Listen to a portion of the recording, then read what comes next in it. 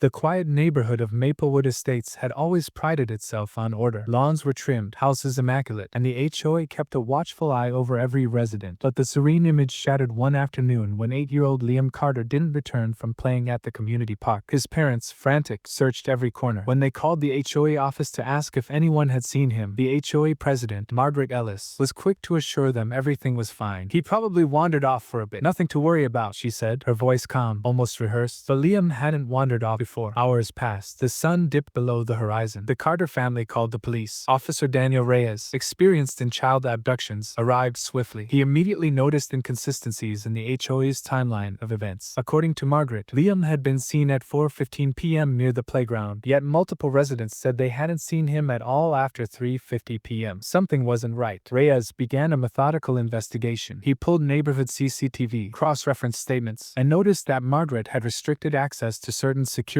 cameras near the park, cameras that had been active just weeks earlier. The officer's suspicion grew. Could the HOA be hiding something? At 9:30 p.m., a tip came in from a resident who had seen a small figure running toward the nearby wooded trail behind the community center. Reyes called in backup, and a small but determined search party set out into the dark woods. Flashlights cut through the shadows, and tension gripped the air. Suddenly, a faint cry echoed through the trees. "Liam!" the officers shouted. They sprinted in the direction of the sound. There he was, scared, tired, but unharmed, clutching his backpack near an abandoned maintenance shed. When questioned later, Liam explained that a neighbor had called him inside the shed to show a hidden puppy. That neighbor, as it turned out, was acting under instructions indirectly influenced by the HOA office. Margaret had tried to downplay the incident earlier, worried it would make the HOA look negligent. The truth was staggering. The HOA had lied repeatedly about the timeline of Liam's disappearance, delaying the search. While their intent wasn't criminal, their deception had put the child at risk. The police report called the delay a serious breach of community trust, and the HOA board faced public scrutiny. Margaret resigned the next day, promising new transparency measures. The community learned a hard lesson. Appearances and rules were not more important than a child's safety. Liam returned home safely, but Maplewood Estates would never forget the night when lies, fear, and a rapid police chase collided to expose the cracks in a seemingly perfect neighborhood.